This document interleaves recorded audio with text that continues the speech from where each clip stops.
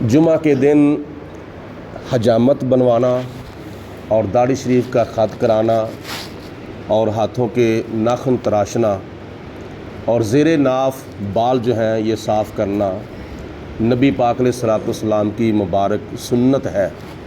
ویسے بھی ماہ ذو الحجہ مبارکہ کا چاند جو ہے وہ اتوار والے دن چڑھنے کی امید ہے۔ آج چونکہ ماہ ذو القعدہ شریف کی 27 تاریخ ہے، تو حضور علیہ الصلوۃ والسلام کی مبارک سنتوں میں سے ایک سنت یہ بھی ہے کہ بالخصوص جنہوں نے قربانی کرنی ہے اور قربانی کرنے والوں کے لیے بالخصوص یہ مسئلہ ہے کہ ماہ ذو الحجہ مبارکہ کا چاند طلوع ہونے سے پہلے داڑھی شریف کا خط کرایا جائے اور سر کی حجامت بنوا لی جائے اور ہاتھوں کے جو ناخن ہیں یہ تراش لیے جائیں اور زیر ناف بال جو ہیں یہ صاف کر لیے جائیں۔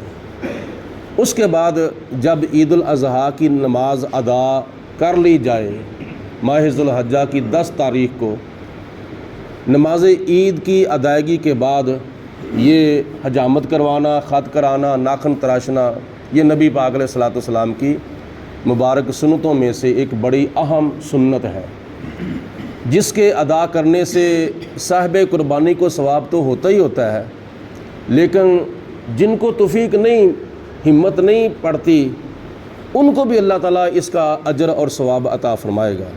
لیکن ایک مسئلہ یہ یاد رکھنا ضروری ہے کہ حجامت کرانا حضور کی سنت ہے، داڑھی شریف کا خط کرانا حضور کی سنت ہے، لیکن داڑھی منڈانا یہ نبی پاک علیہ الصلوۃ والسلام کا طریقہ نہیں بلکہ یہ خلاف سنت ہے۔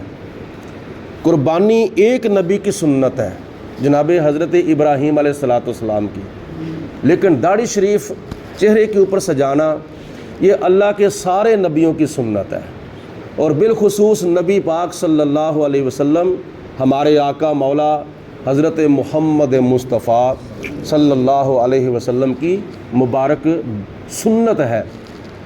حضرت آدم علیہ الصلوۃ والسلام سے لے کر حضور علیہ الصلوۃ والسلام تک ایک نبی، ایک رسول بھی نہ داڑھی منڈا تھا نہ داڑھی کترا تھا، اور 1,40,000 صحابہ میں سے ایک صحابی بھی نہ داڑھی منڈا تھا نہ داڑھی کترا تھا، اور بے شمار تابعین اور بے شمار تبع تابعین میں سے ایک تابعی اور ایک تبع تابعی بھی نہ داڑھی منڈا تھا نہ داڑھی کترا تھا۔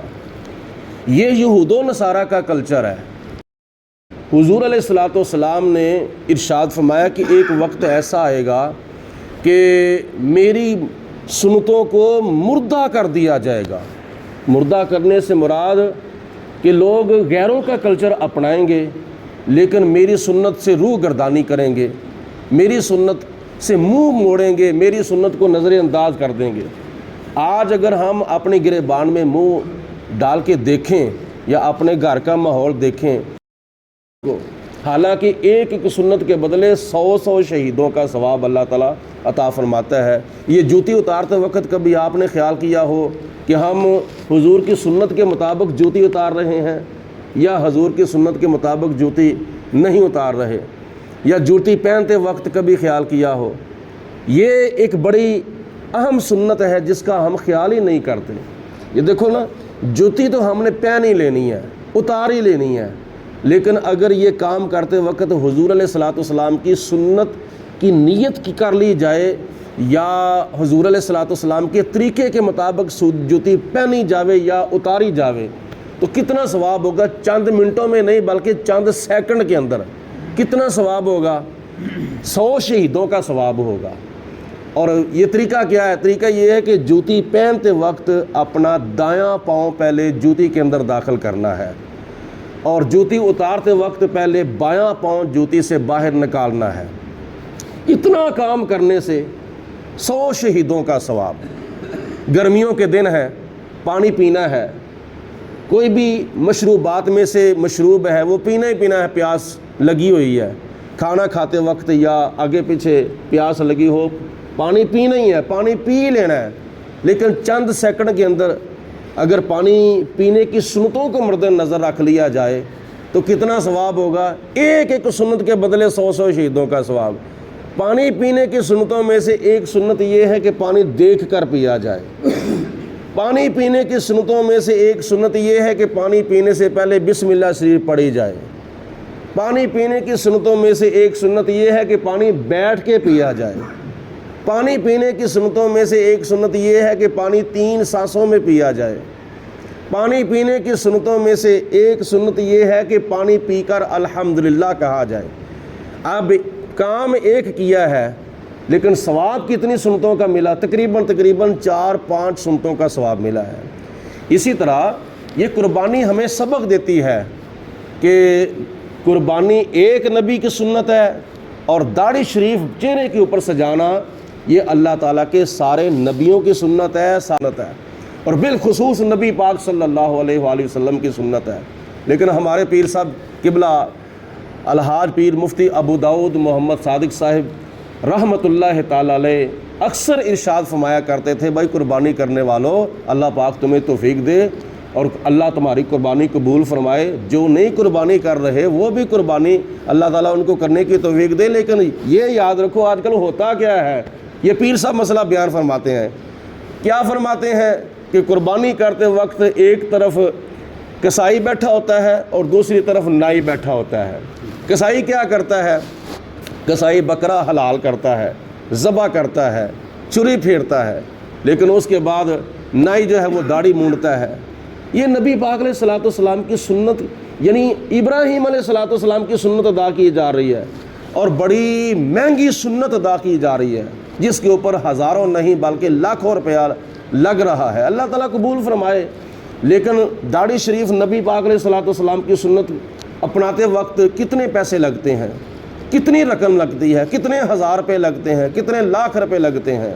کوئی پیسہ نہیں لگتا۔ آ جا کے اگر لگتا ہے تو صرف اور صرف خط کرانے کے اوپر 100-200 روپیہ لگتا ہے۔ تو یہ بڑی سستی سنت ہے۔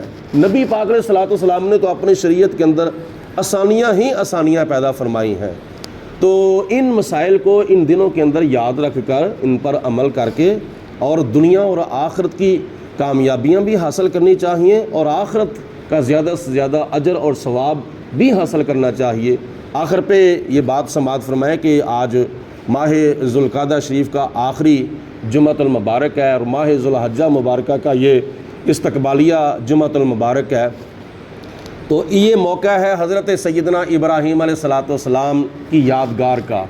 تو آج یہ بالخصوص بیان ہے کہ جو قربانی کا جو دنب ہے نا، جو حضرت ابراہیم علیہ الصلوۃ والسلام حضرت اسماعیل علیہ الصلوۃ والسلام کو لٹا کے قربانی اللہ کی بارگاہ میں پیش کر رہے تھے اپنی بیٹے کی، اور جناب اسماعیل علیہ الصلوۃ والسلام کے فدیے میں جو دنبا آیا تھا وہ کون سا دنبا تھا، اور اس کی حقیقت کیا تھی، اس کا تعارف کیا تھا، اور وہ کہاں سے آیا اور کیوں آیا؟ یہ قربانی کے دنبے کے بارے میں جو اسماعیل علیہ السلام کے فدیے میں آیا تھا نا، اس کے بارے میں 3 باتیں 3 پوائنٹ جو ہے وہ یاد رکھیں۔ یہ کون تھا اور کہاں سے آیا اور کیوں آیا، اس کی وضاحت خطبہ جمعہ کے اندر بیان کی جائے گی۔ اللہ عمل کرنے کی توفیق دے۔ درود پاک پڑھیں بآواز بلند۔ الصلاۃ والسلام علیک یا سیدی وعلی آلک واصحابک یا سیدی یا حبیب اللہ، صلاۃ والسلام علیک یا رحمۃ للعالمین وعلی آلک واصحابک یا شفیع المذنبین۔ اللہم صلی علی سیدنا و مولانا محمد معدن الجود والکرم وآلہ واصحابہ وبارک وسلم۔ ربنا آتنا فی الدنیا حسنۃ وفی الآخرۃ حسنۃ وقنا عذاب النار۔ اللہ